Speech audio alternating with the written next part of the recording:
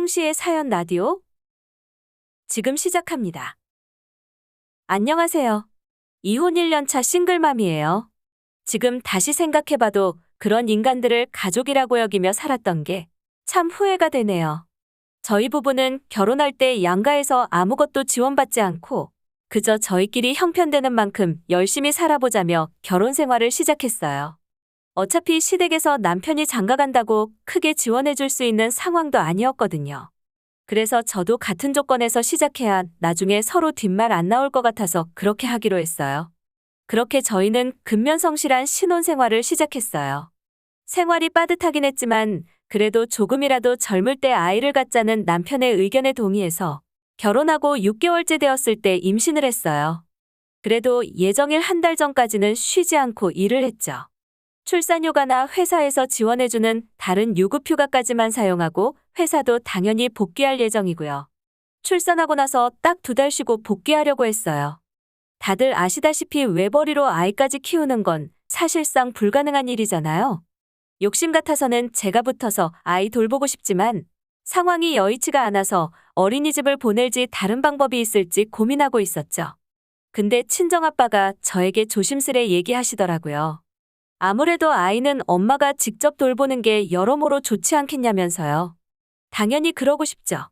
욕심 같아서는 무조건 그렇게 하고 싶었지만 상황이 그렇지가 않으니 맞벌이 해야 한다고 말씀드렸어요. 결혼과 육아는 현실이고 제가 하고 싶은 대로 할 수 있는 게 아니니까요. 아빠가 그런 말을 하시는 게 이해가 안 되는 건 아니에요. 제가 어릴 때 저희 부모님께서 많이 바쁘셔서 저랑 남동생이랑 둘만 집에 있는 날들이 대부분이었어요. 아마 아빠는 이런 것들이 가슴속에 맺혀서 제가 아이 곁을 지켜주셨으면 하시는 것 같아요. 저도 이해가 안 되는 건 아니에요. 대신 아빠도 그냥 막무가내로 집에서 아이 보라는 건 아니라면서 아빠 명의로 있던 건물 중 하나를 제 명의로 바꿔주시겠다고 하셨어요. 이거 받고 저희 아이 초등학교 갈 때까지는 같이 많은 시간 보냈으면 좋겠다면서요. 월세 수익으로 생활비 쓰면 그래도 월급쟁이보다는 낫지 않냐고 하셨지만 남편 입장도 있고 해서 처음엔 거절했어요. 하지만 엄마까지 나서서 저를 설득하시는데 부모님이 그렇게 원하시는데 제 고집 때문에 안 하는 것도 자식된 도리는 아니니까 부모님 의견을 받아들이기로 했어요. 대신에 아이 크고 나면 다시 일하겠다고 그전까지만 도움받는 걸로 하겠다. 건물 명의는 그대로 아빠 앞으로 두시라고 했어요. 그렇게 큰 재산을 가져본 적도 없고 괜히 저한테 큰돈이 들어왔다가 저도 제가 어떻게 될지 믿지 못했어요. 미련하다고 생각하실 수도 있겠지만 저는 한 달 부지런히 일해서 월급 받는 재미를 상당히 좋아했거든요. 그리고 제 입장에서는 부모님이 가족끼리 보낼 수 있는 시간도 포기하시면서 힘들게 쌓아올린 부를 제가 불로소득하고 싶지는 않았어요. 나중에 물려주시면 모를까. 지금은 부모님 노후에 편하게 즐기며 사셨으면 좋겠는 게 제 바람이었죠. 그렇게 잠정적으로 회사는 그만두게 되었어요. 남편에게도 상황을 얘기해줬어요. 회사 안 나가고 아이 곁에서 있는 조건으로 아빠가 생활비 지원해 주시기로 했다고요. 내 자식이긴 하지만 손주 봐주는 조건으로 월급 후하게 받게 되었다니 남편도 좋아하며 감사하다고 했었죠. 작은 원룸 건물이긴 하지만 대학상권을 끼고 있어서 공실이 거의 나지 않는 알짜 건물이었어요. 당연히 월세 수익만 해도 제 월급 2배 이상이었고요. 나름 출근해서 동료들과 떠들며 일하는 재미가 있었는데 그래도 출근을 안 하니까 좋긴 좋더라고요. 여유도 많이 생겨서 제 스스로에게 쓸 시간도 생기고 여러모로 장점이 더 많은 듯 했어요. 그래도 저한테 들어가는 돈은 이전과 크게 다르지 않았고 여유가 되는 족족 아이한테 장난감이며 먹는 거며 해줄 수 있는 선에서는 정말 최대한 좋은 경험만 시켜주고 있었어요. 근데 어느 순간부터 남편이 집에 저랑 있을 때면 노골적으로 외제차 사진을 보여주며 차가 정말 잘 빠지지 않았냐고 묻더라고요. 저희 차 국산 중형차인데 이제 5년밖에 안 됐거든요. 요즘 사람치고는 그래도 꽤 탄 편이긴 한데 저희가 차를 매일 이용하는 것도 아니고 비 오는 날이나 장 보러 갈 때 말고는 안 써서 차량 상태가 연식에 비해 꽤 좋은 편이었어요. 그래도 사회생활하는 남자가 5년 탔으면 많이 노력했다 싶어서 물어봤어요. 차 바꾸고 싶은 건 알겠는데 꼭 외제차여야 하냐고요. 저희 부부 예전 수입으로는 외제차는 어림도 없었어요.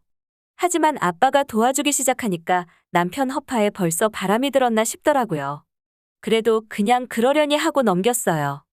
형편될 때 바꾸는 것도 나쁘지 않겠다 싶었거든요. 남편은 신나서 이차 저차 설명을 하는데 제 눈엔 그냥 다 비슷해 보였어요. 그래서 그냥 남편에게 마음에 드는 걸로 알아서 골라보라고 했어요. 남편이 고른 차는 크고 뚱뚱하게 생겼는데 저보다 어차피 남편이 많이 이용하니 일단은 알았다고 했어요. 근데 남편이 우리가 타던 차는 어떻게 할 거냐고 시누이한테 주는 게 어떻겠냐고 하는 거예요. 그러면서 갑자기 자기 누나 차 걱정을 하는데 우리가 금수저 집안도 아니고 저는 당연히 팔고 신차 살 때 차값에 보태려고 했거든요. 그래서 우리 아직 그렇게 여유 있는 거 아니라고 한 푼이라도 아껴야 한다고 말하니까 입꼬리가 삐죽거리더라고요. 결국 타던 차는 제가 하자는 대로 중고차로 팔아서 신차값에 보태기로 했어요.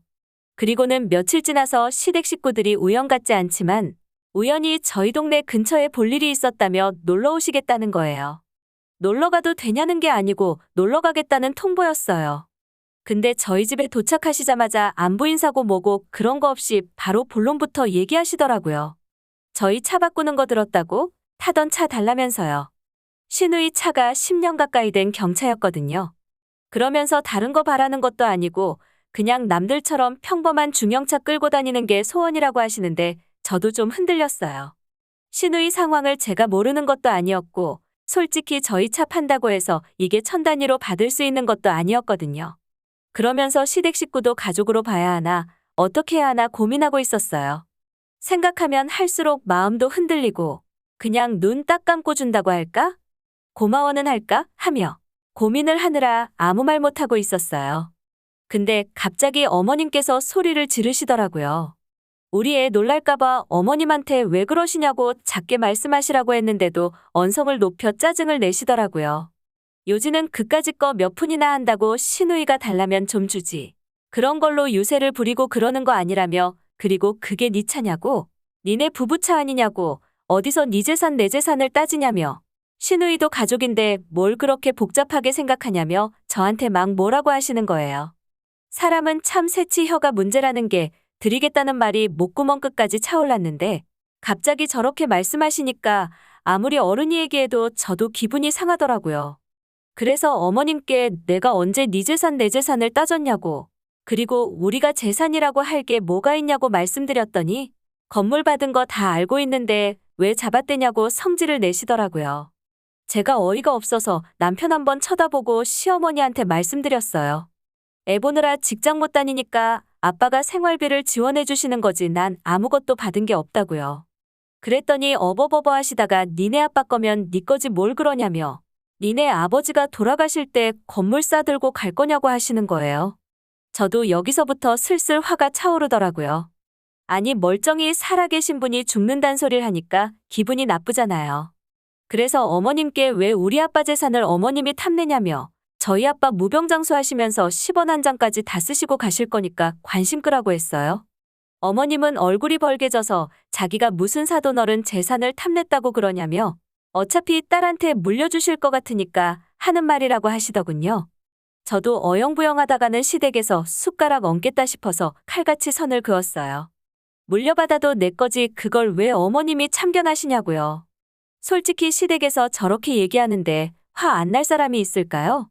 저희 부모님이 열심히 일하는 동안 시댁에서 도와준 게 있는 것도 아니고 더 열받는 건 시어머니가 저렇게 헛소리를 하고 있는데 남편이란 놈은 주둥이를 꼭 닫고 열 생각을 안 하는 거예요. 더 이상 살아계신 아빠 들먹이면서 돌아가실 때 재산을 물려주니만이 그런 얘기도 하고 싶지 않았고 아빠 재산은 아빠가 사회에 환원을 하던지 카지노 가서 탕진을 하시던지 아빠가 알아서 다 쓰실 거니까 신경 끄고 돌아가시라고 했어요. 어머님은 여자가 시집 왔으면 시댁 챙길 줄 알아야지. 저 혼자 독식할 생각한다며 저보고 독한 년이라고 하시는데 정말 어이가 없었어요. 시댁에서 뭘 해줬다고 제가 시댁을 챙겨야 하나요? 아이 방에 눕혀놓고 나와서 빨리 다 나가시라고 하는데 시어머니는 며느리가 시어머니 내쫓는 거 보라며 집안꼴 잘 돌아간다고 하시고 시누이는 그 와중에 차 자기 주는 거냐고 물어보고 있네요. 이런 게 거지근성일까요? 이혼까지는 생각 못했지만 저런 것도 가족인가 도움이라고는 단 한 번도 안 되는 거. 영 끊고 살아도 무방하겠다 생각하고 있었어요. 그리고 다들 내보내고 나서 남편에게 얘기했어요. 시댁에다가 무슨 쓸데없는 소리라고 다니는 거냐고. 그리고 저런 무리한 요구를 하면 남편이 중간에서 끊어줘야 될 거 아니냐고 뭐 하는 거냐고 화를 냈죠. 가만히 듣던 남편이 한마디 했는데 정말로 손 올라갈 뻔했어요. 말이 생활비 지원이지 건물 받은 거나 다름없는 거 아니냐고 하더라고요. 아까 시어머니한테 했던 얘기 똑같이 다시 해줬어요. 우리 아빠 재산에 왜 자꾸 시댁에서 관심을 갖냐고. 아빠가 그걸 어떻게 쓰던 네가 무슨 자격으로 참견하냐고요. 남편 한다는 말이 아주 가관이었어요. 당연히 물려주시면 부부 공동재산인데 자기가 왜 자격이 없냐고 하는 거예요. 남편에게 너 때문에 이제 아빠한테 생활비 안 받을 거고 우리 애 어린이집에 맡기고 나도 출근할 거니까 다 없는 걸로 치라고 했어요. 그리고 차는 도로에서 퍼질 때까지 바꿀 계획 없으니까 알아서 끌고 다니라고 했죠. 그리고 무슨 수를 써서라도 우리 아빠 재산이 당신 포함해서 시댁 식구 누구에게도 단돈 10원도 안 가게 막을 거니까 관심 끄고 살라고 했어요. 남편도 나름 존심에 스크래치가 났는지 저보고 너무한 거 아니냐며 따지더라고요. 자기는 가족도 아니냐면서요. 그래서 결혼할 때 당신 체면 세워주느라 조건 똑같이 맞춰서 시작한 거 아니냐고. 그렇다고 우리 부모님이 시댁에서 아무 지원 안 해준다고 욕을 했냐 뭘 했냐 아무 말도 안 하셨는데 왜 시댁 식구들은 오히려 우리 아빠 재산에 눈독을 들이냐고. 너도 억울하면 니네 엄마한테 건물 받아오라고 했어요. 그리고 당신이 먼저 나서서 뒤에서 수작 부린 것 같은데 그게 아니면 저렇게 다짜고짜 집에 찾아와서 돈 타령할 리가 있냐고 따졌어요. 남편은 할 말이 없었는지 아이 씨발 하더니 현관문을 부술듯이 세게 닫고 나가버렸어요. 자식 보는 앞에서 저렇게 화난다고 욕하는 모습을 보고서야 이혼해야겠다고 마음을 먹었어요. 그렇게 집을 나간 남편은 주말이 다 지나서야 집에 들어왔는데 저는 남편을 보자마자 이혼하자고 했어요. 남편은 자기가 뭘 그렇게 잘못했냐며 이혼 못한다고 배째라고 하는데 그 와중에 시누이한테 연락이 오더라고요.